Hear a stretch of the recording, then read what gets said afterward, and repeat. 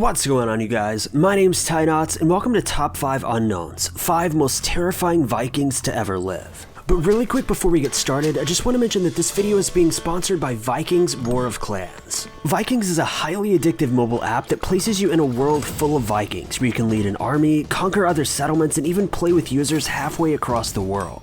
One extremely interesting point to note is that this app currently has over 20 million active users. That's over 10 times the amount of actual Vikings to have ever lived. But if this isn't enough to have you convinced, think of it this way. Number 1, Vikings is one of very few games that effectively and excellently blend incredible 3D graphics with smooth, user-friendly gameplay.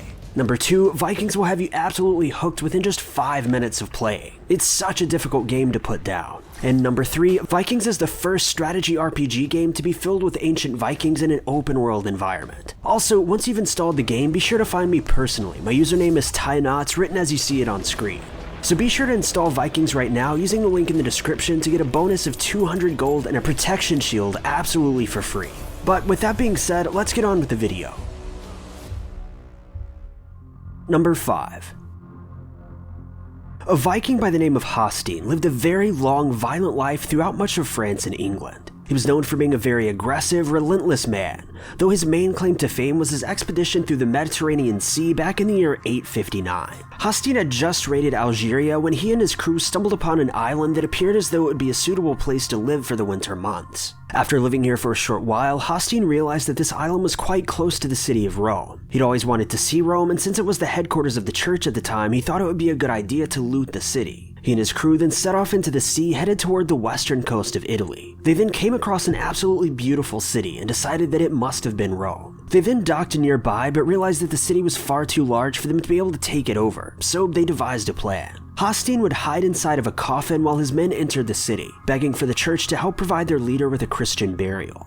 The guards and certain members of the city then agreed, and Hosteen's supposed body was hauled within the city walls. However, no sooner than he arrived, he sprung from his coffin and began a rampage, taking the lives of countless individuals within the city, then looting the town and sailing away. Weeks then passed, and Hosteen continued to rave and brag about how he and his crew had overthrown the great city of Rome. Though after a short time, Hosteen realized something. The town that he had overthrown was actually not Rome at all, but a much smaller town known as Luna. Number 4. Eric Bloodaxe is a well-known, rather infamous Viking. Eric is known to have been the son of the King of Norway. Throughout his life, he's known to have slain countless cities, families, and settlements, later claiming them in his own name. However, this wasn't enough for Eric, as he wanted to follow in the footsteps of his father and become the King of Norway. Though there was one problem. Eric had a number of siblings, most of whom would be entitled to the throne well before him. So to solve this, Eric set out to take the lives of all of his siblings aside from one brother. This act earned Eric his nickname of Bloodaxe, and after his family was slain, Eric claimed the king's throne as his own. Though after a very brief ruling, the citizens of Norway drove him out of the city and elected a new king. According to legend, because of this, Eric returned to his old ways and began slaying smaller settlements of individuals until he stumbled upon the city of Northumbria. He then raided the city and claimed it as his own, though he later passed away in battle due to Northumbria being a widely controversial city, well known for taking place in many battles and wars. Harald Sigurdsson. Harald Sigurdsson is a Viking known to have gone to war at the age of just 15. He did this in support of his half-brother, who was the King of Norway at the time, though Harald's allies ultimately lost the war, forcing him to retreat to Constantinople, where he remained for the next 15 years, earning quite a name for himself. Eventually, Harald returned to Norway in the year 1046, overthrew the king and claimed the city as his own, with locals eventually referring to him as Hardrada, or the Hard Ruler, as he was known to have been extremely strict and constantly starting wars. Eventually, the King of England passed away, and Harald, being the man that he was, decided that England was rightfully his, leading him to send a total of 300 warships to fight off any opposition from other countries. Though Harald dramatically underestimated his competition, who turned out to be none other than William the Conqueror. Harald then prepared to enter war himself, and ultimately passed away after taking an arrow to the throat. To this day, he's known as being one of the fiercest, most strict rulers that Norway has ever known. Number 2. A man by the name of Egil is certainly one of the strangest Vikings on this list.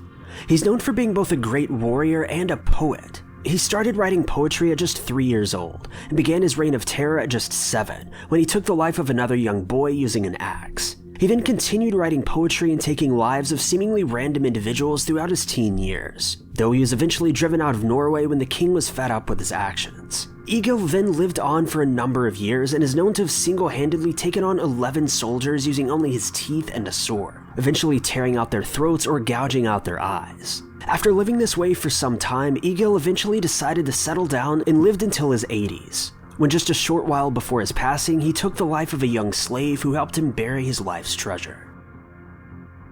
Number 1.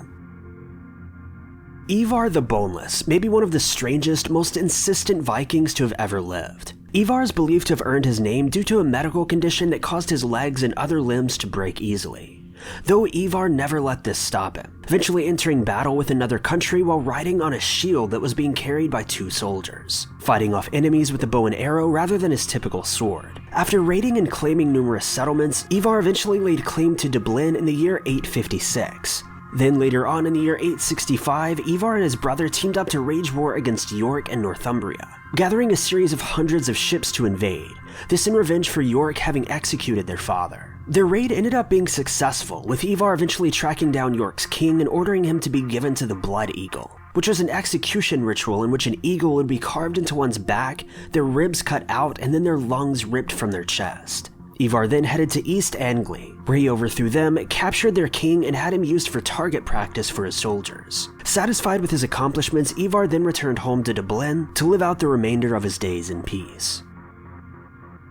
Thank you guys so much for watching. If you liked this video, be sure to click that like button. Also, don't forget to subscribe and click that notification bell to keep updated with our videos.